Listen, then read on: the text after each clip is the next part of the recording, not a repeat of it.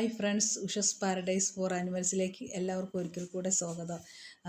ഇന്നലെ 2 ദിവസമായിട്ട് നമ്മൾ കേൾക്കുന്ന ഒരു ന്യൂസാണ്. ഒരു സ്ത്രീയെ 6 പേർ, ഒരു കാപ്പ കേസ് പ്രതി ഉൾപ്പെടെയുള്ള 6 പേർ ചേർന്ന് തട്ടിക്കൊണ്ടുപോയി റേപ്പ് ചെയ്തു എന്ന് പറയുന്ന ഞാൻ ഇതുവരെ കേട്ടിട്ടില്ലാത്തൊരു സംഭവമാണ്. അപ്പോൾ എനിക്ക് പറയണ്ടേ, ഈ അടുത്ത സമയത്ത് ഞാൻ താമസിക്കുന്ന സ്ഥലത്തുനിന്നും ഒരു പയ്യനെ ഇതുപോലെ കാപ്പ ചുമത്തി നാട് കടത്തിയെന്നറിഞ്ഞു.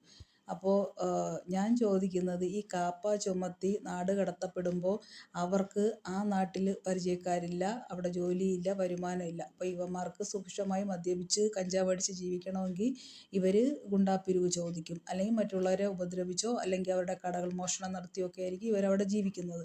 അപ്പോൾ അതുകൊണ്ടാണ് അത് സംബന്ധമായിട്ട് എനിക്ക് തോന്നുന്നു ആദ്യത്തെ ഒരു കേസായിരിക്കും ഈ കാപ്പ ചുമത്തിയ പ്രതിയിൽ നിന്ന് ഇങ്ങനെ ഒരു ഇതുണ്ടാവും. സാധാരണ റേപ്പ് ഉണ്ടാവുമെങ്കിൽ ഇത് എനിക്ക് ആദ്യമായിട്ടാണ് ഞാൻ കേൾക്കുന്നത്. അപ്പോൾ ഇവർക്ക് മറ്റൊരു പുനരധിവാസത്തിനുള്ള ഒരു സാഹചര്യം ഇല്ലാത്തതുകൊണ്ടാണ് ഇവരിങ്ങനെ ചെയ്യുന്നതെന്ന് എനിക്ക് തോന്നുന്നു. അപ്പോൾ എനിക്ക് ചോദിക്കാനുള്ളത്, നാടിന് തന്നെയും വീടിന് തന്നെയും അവനവന് തന്നെയും യാതൊരു ഉപകാരവും ഇല്ലാത്ത ഒരാളെയാണ് കാപ്പ ചുമത്തി നാട് കടത്തുന്നത്. അങ്ങനെ ഒരാളെ ജീവിക്കേണ്ട ആവശ്യം തന്നെ ഈ ഭൂമിയിലുണ്ടെന്ന് തോന്നുന്നില്ല. കാരണം ഇവരെ വല്ല കൊടുങ്കാട്ടിലെങ്ങാനും കൊണ്ടുപോയി ഇറക്കി വിട്ടാൽ അവിടുത്തെ സിംഹത്തിനോ പുലിക്കോ കടുവയ്ക്കോ വിശക്കുമ്പോൾ ആഹാരമാക്കാനേ ഇവനെയൊക്കെ പിന്നെ കൊള്ളാവും. എന്തിനാണ് മറ്റൊരു നാട്ടിൽ കൊണ്ടുവിട്ട് അവിടുത്തെ ജനങ്ങൾക്കും ബുദ്ധിമുട്ടുണ്ടാക്കുന്നതെന്ന് എനിക്ക് മനസ്സിലാവുന്നില്ല.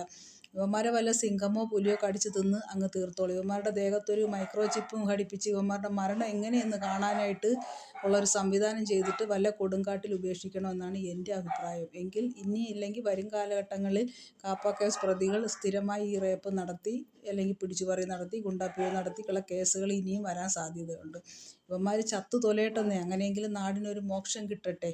അവിടെയും കഞ്ചാവ് വിറ്റ് ആ നാട്ടുകാരെയും കൂടെ നശിപ്പിക്കുന്നതിനേക്കാളും ഭേദം അതല്ലേ.